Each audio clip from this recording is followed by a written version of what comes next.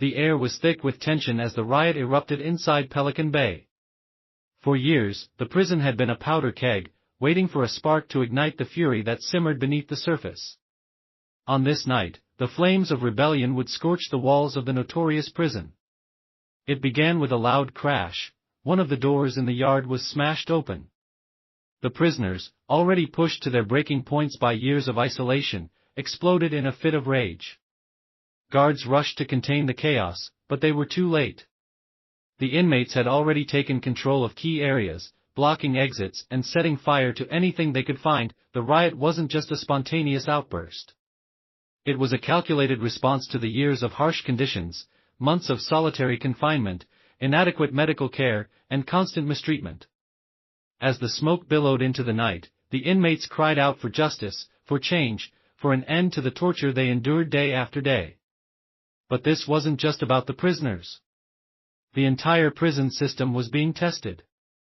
The guards, the staff, and the government would soon have to answer for the system that created this environment and the chaos. One inmate, a longtime member of the gang that controlled parts of the prison, spoke up.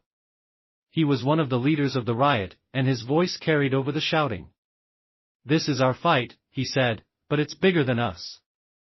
We're not just fighting for ourselves, we're fighting for every man that's ever been locked in this place." His words struck a chord, and the riot became a symbol of resistance, an act of defiance against the system that had broken them. The smoke eventually cleared, but the fallout was far from over. The aftermath of the riot would set off a chain of events that would change Pelican Bay forever. Legal battles would begin. Activists, lawyers, and even politicians would start to ask the tough questions. What was happening in Pelican Bay? How had it become the symbol of American punishment, where men were stripped of their dignity and locked away in isolation for years? But the most shocking part of the story was yet to come. The authorities, who had hoped the riot would be quickly forgotten, found themselves facing a lawsuit that would challenge the very foundations of the prison system. As the weeks went by, the legal team began gathering evidence, talking to former inmates, gathering testimonies, and investigating the practices at Pelican Bay. What they uncovered would send shockwaves through the entire country. As the story of the riot spread, so did the story of the hunger strikes that followed. Inmates refused food, demanding better conditions. They demanded an end to the cruel treatment they had been subjected to.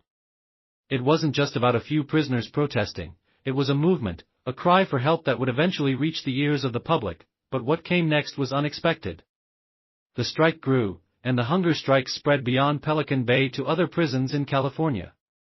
The state was facing a crisis, and the question was no longer whether the system would change, it was how far the government would go to protect a system that had been built on fear, control, and isolation. As the scene quieted down, the attorneys and the activists continued to press forward. The question still lingered: would the courts finally rule on the practices that had been going on for decades, or would the system fight back in a way that no one had predicted? The tension in the air was palpable. What would happen next? Would justice be served, or would the system prevail in silencing the voices of those demanding change? This was only the beginning.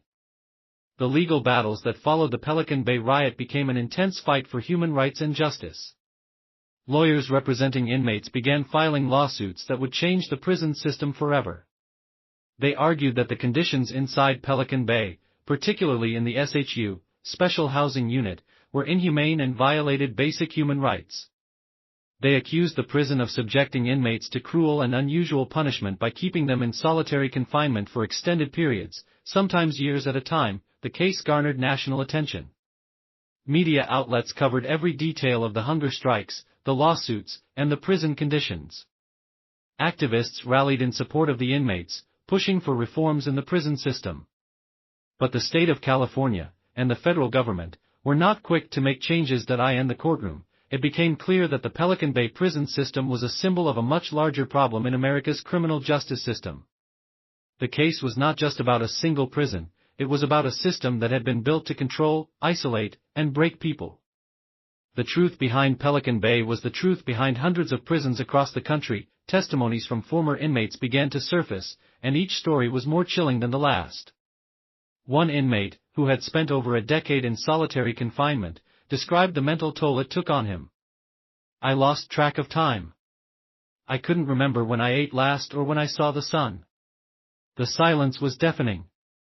It broke me, he said. Another inmate spoke of the brutality of the guards. They treated us like animals. They locked us in cages for hours, wouldn't let us speak, wouldn't let us see the outside world. We were nothing to them, he explained. But we had each other.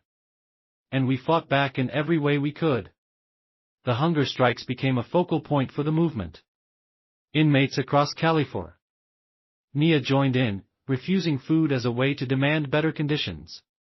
The strikes lasted for months, with inmates deteriorating physically, but their spirits remained strong. The strike spread to other prisons, and soon the issue became a national one. Outside the prison walls, people began to question whether Pelican Bay, and prisons like it, should exist in their current form. Could the system be reformed, or was it beyond repair? The public demanded answers, but what shocked the public the most was the revelation of the prison's secretive operations.